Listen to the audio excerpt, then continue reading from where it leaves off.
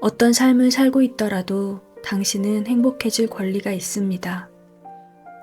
제가 강연장에서 사람들에게 지금 행복하십니까? 라고 물었을 때 예라고 대답하는 분이 거의 없습니다. 인생을 살다 보면 온갖 일이 다 생깁니다. 대부분 내가 바라는 대로 되지 않죠. 가령 사랑받고 싶은데 오히려 상처받고 배려해준 상대에게 뒤통수를 맞기도 합니다. 우리가 그 괴로움이 어디에서 오는지 알게 된다면 문제 해결의 길도 쉽게 찾을 수 있을 겁니다. 우리가 행복하지 못한 원인 가운데 많은 부분이 내려놓지 못하는 데서 비롯됩니다. 가령 어떤 사람이 나에게 욕을 합니다. 그것은 그 사람이 나에게 쓰레기 봉지를 건넨 것과 같습니다. 그런데 우리는 그 더러운 봉지를 움켜쥔 채 그 사람이 나한테 욕을 했어. 그 사람이 나를 무시했어. 하면서 평생 그 쓰레기를 뒤지며 삽니다. 하지만 그 움켜진 마음을 가지고서는 결코 행복의 길로 들어설 수 없습니다. 만약 상대가 쓰레기 봉지를 건네더라도 받지 않든가 무심코 받았다 하더라도 에이 더러워 하고 금방 버려야 하는데 우리는 그것을 가슴 깊은 곳에 간직하며 삽니다. 그래서 사는 동안 아무리 열심히 노력해도 행복하기가 어려운 겁니다. 우리의 행복을 방해하는 원인은 다양합니다.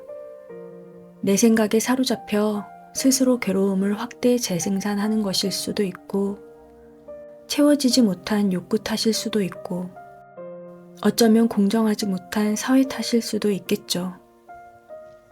만약 자신의 마음이 부정적이어서 괴로움에 빠져 있다면 그 마음의 습관을 고쳐나가고 관계 맺기가 잘못되었을 때는 갈등의 원인을 살펴보고 해결점을 찾아야 합니다. 보통은 바꾸려 노력도 해보지 않고 불만에 사로잡혀 사는데 그래봐야 세상은 변하지 않고 나만 괴롭습니다. 태어난 사람은 누구나 다 행복하게 살 권리가 있습니다. 이 책이 삶에 지치고 관계에 상처받고 부조리한 세상에 고통받는 이들에게 미약하나마 행복의 길잡이가 되기를 바랍니다. 법륜스님의 행복 1장 왜 내 삶은 원하는 대로 되지 않을까? 버스 정류장에서 같은 버스를 기다리는 사람이 여럿이라도 속마음이 다 다릅니다. 이놈의 버스가 왜 아직 안 오나? 라며 발을 동동 구르는 사람이 있는가 하면 차가 이렇게 뜸하게 오면 차 안에 사람이 많을 텐데 하고 미리 걱정하는 사람도 있습니다. 그러나 그 와중에도 여유를 즐기는 사람도 있습니다. 어차피 내가 안달한다고 버스가 더 빨리 오는 것도 아닌데 하고 느긋하게 기다립니다. 마침내 도착한 버스에 사람이 빽빽하게 차 있더라도 이렇게라도 타고 가니 참 다행이다 라고 생각합니다. 이 짧은 순간순간들이 이어져 인생이 됩니다. 그런데 우리는 이 소중한 순간들을 불안해하고 조바심 치느라 놓쳐버리고 뒤늦게 후회합니다. 조건이 나쁠 때는 좋아지기만 바라느라 눈이 멀고 조건이 좋아지면 이제는 그 좋은 조건이 사라질까봐 전전긍긍합니다. 그러느라 한 번도 제대로 행복해보지 못한 사이 시간은 쏜살같이 흘러갑니다. 우리는 습관적으로 돈만 있으면 행복할 것 같다. 결혼만 하면 행복해질 것이다 라고 말합니다. 하지만 돈 벌어서 결혼을 해도 마냥 행복하지는 않습니다. 이번에는 아이만 하나 낳으면 하고 바라고 아이가 생기면 초등학교만 들어가면 근데 그걸로 끝나지 않고 그 다음엔 중학교만 가면 대학에 갈 때까지만 하고 행복을 미룹니다. 대학에 합격하면 취직만 하면 아이가 결혼만 하면 손자만 낳으면 그 다음에는 또 손자만 다 크면 이라고 말합니다. 평생 이렇게 행복의 조건만 바꿔가며 살다가 제대로 행복의 맛도 보지 못하고 죽는 게 우리 인생입니다. 당신은 지금 무엇을 바라고 있나요?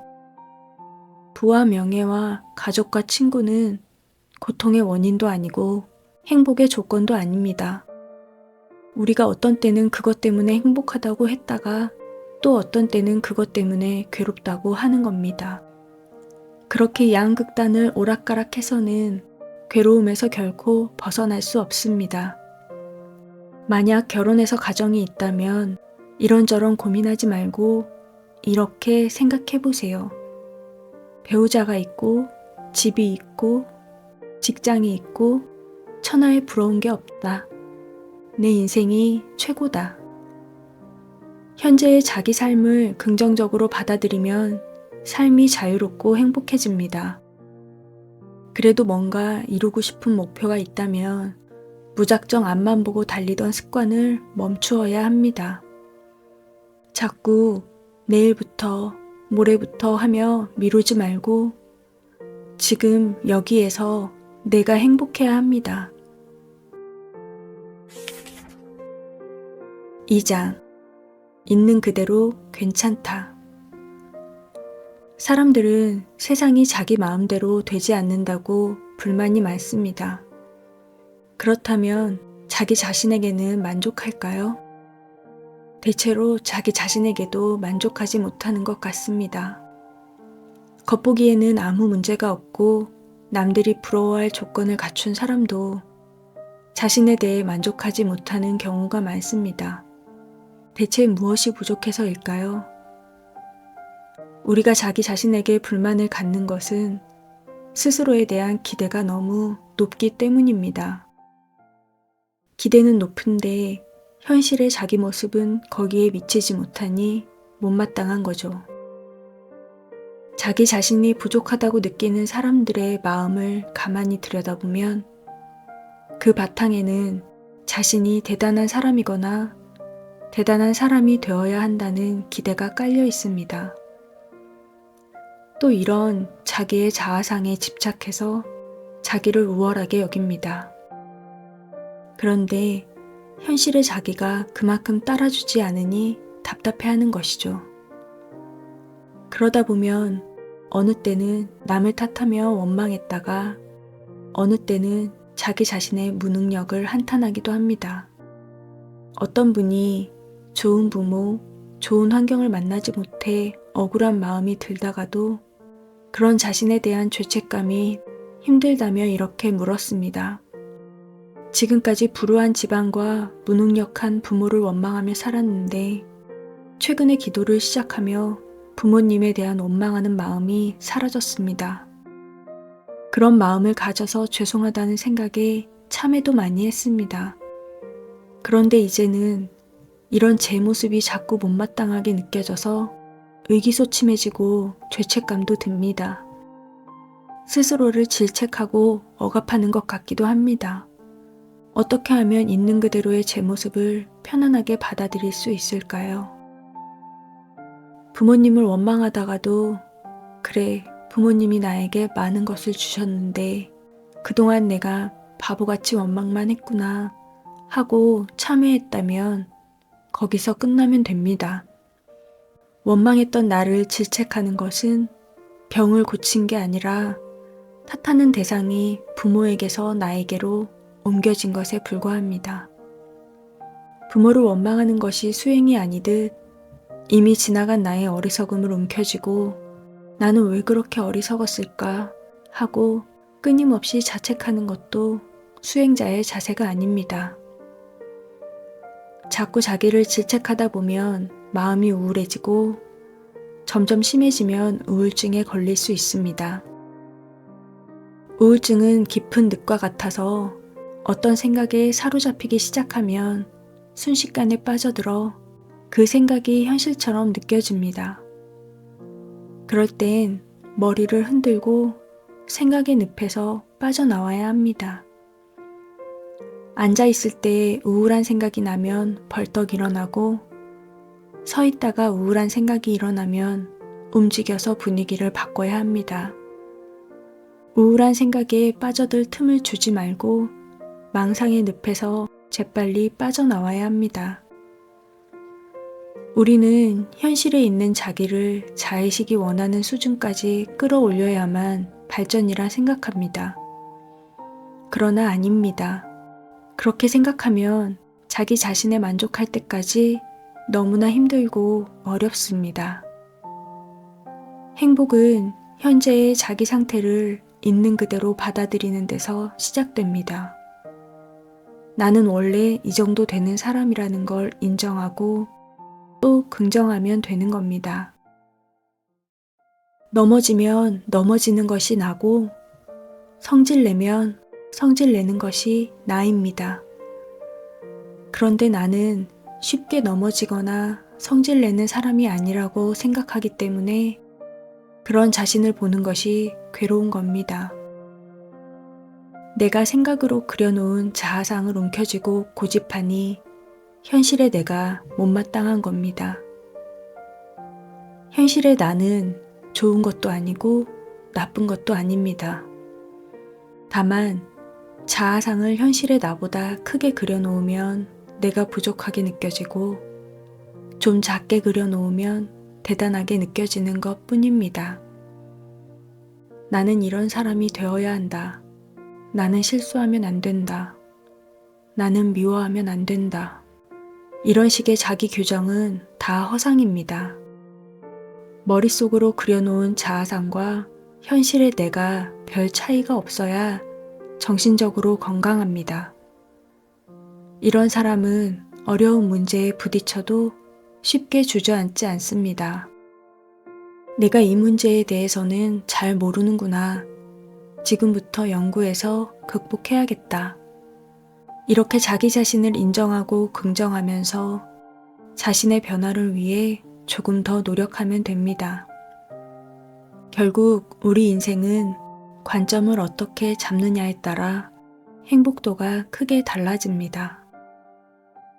인간을 포함해서 모든 존재는 본래 특별한 의미가 없습니다. 의미는 인간의 의식이 만들어낸 겁니다.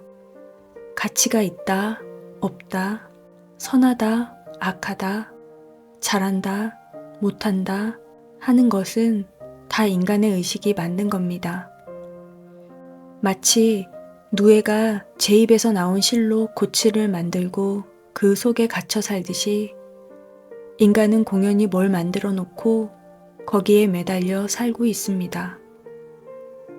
수치나 다이아몬드나 본래 그 값이 정해져 있는 게 아니라 사람이 값을 매긴 겁니다. 만약 사람이 얼어 죽을 것처럼 추울 때는 다이아몬드보다 숯이 낫습니다. 따라서 사람도 다이아몬드처럼 빛나려고만 하면 괴롭지만 숯처럼 따뜻한 사람이 되겠다고 마음을 고쳐먹으면 누구나 보람있게 살 수 있습니다. 저 사람은 도대체 왜 저러는 거야? 이렇게 답답한 마음이 드는 것도 상대방이 내가 미리 그려놓은 그림과 맞지 않기 때문입니다. 그러니 내 기준에서 보면 상대방이 부족하고 잘못한 것만 같아서 불만스럽지만 사실 그 기준 자체가 허상일 뿐입니다. 내 배우자는 이런 사람이어야 한다. 내 아이는 이래야 한다. 자기 나름대로 그림을 그려놓고 현실의 배우자와 아이들을 보니 실망스러운 거죠. 자기 자신에 대한 지나친 기대를 버려야 하듯이 다른 사람에 대한 지나친 기대도 버리고 있는 그대로 수용할 수 있어야 합니다. 사실 나도 별거 아니고 남도 별거 아닙니다. 상대방이 내 기준에 맞지 않아서 실망스럽다면 그건 상대방 문제가 아니라 내 문제라고 할 수 있습니다. 내 눈높이 때문입니다. 그러니 이제 그만 허위의식의 감옥에서 벗어나세요. 자꾸 이래야 된다, 저래야 된다 하며 각오하고 다짐할 게 아니라 실수하는 상대를 미워하지 않듯이 실수하는 나를 미워하지 마세요. 넘어지면 다시 일어나서 조심할 뿐이지 넘어진 나를 문제 삼지 마세요. 그리고 오늘부터 있는 그대로의 나를 인정하고 받아들이는 연습을 하면 됩니다. 스스로에게 너그러워지는 겁니다. 그러다 보면 자연스럽게 다른 사람을 바라보는 시선도 따뜻해질 겁니다. 이 세상 모든 존재는 부족한 것도 아니고 넘치는 것도 아닙니다. 존재는 다만 존재일 뿐입니다. 산에 사는 다람쥐나 토끼도 괴로워하지 않는데 사람이 사는 게 힘들다고 괴로워하는 것은 분명 잘못된 겁니다. 사람이 얼마나 속박을 받고 살고 있으면 날아가는 새를 부러워하겠습니까? 우리는 모두 풀 같고 개미 같은 존재입니다. 미미하지만 사실은 소중한 존재입니다. 이것을 탁 깨달아 버리면 남이 나를 어떻게 보든 신경 안 쓰고 편안히 살 수 있으며 나도 남의 인생에 간섭하지 않게 됩니다. 개인의 행복과 좋은 사회 만들기는 별개가 아닙니다. 우리가 사는 세상은 개인만 잘한다고 좋아지는 것도 아니고 주변 조건이 좋아진다고 개인이 행복해지는 것도 아닙니다. 행복과 불행은 내 마음가짐과 주변 환경이 맞물려서 오는 결과입니다. 따라서 남 탓하기 전에 나를 먼저 돌아보고 마음 공부를 하되 부조리한 현실을 개선하려는 책임의식도 함께 가져야 합니다. 그것은 결국 우리 자신을 위한 일입니다. 개인이 아무리 마음을 단단히 먹고 잘 살려고 해도 세상이 잘못 돌아가면 그 피해가 고스란히 개인에게로 돌아옵니다. 우리 한 사람 한 사람은 우주의 티끌같이 작은 존재지만 이런 주인의식을 가질 때 나를 변화시키고 세상을 변화시키는 큰 힘을 발휘할 수 있습니다. 나 혼자만 성공하겠다거나 나만 잘 살아보겠다는 생각이 아니라 이 세상에 필요한 사람, 세상에 기꺼이 쓰이는 사람이 되겠다는 마음으로 살아갈 때 자기도 행복하고 세상에도 보탬이 됩니다. 이 짧은 순간순간들이 이어져 인생이 됩니다. 사실 나도 별거 아니고 남도 별거 아니다.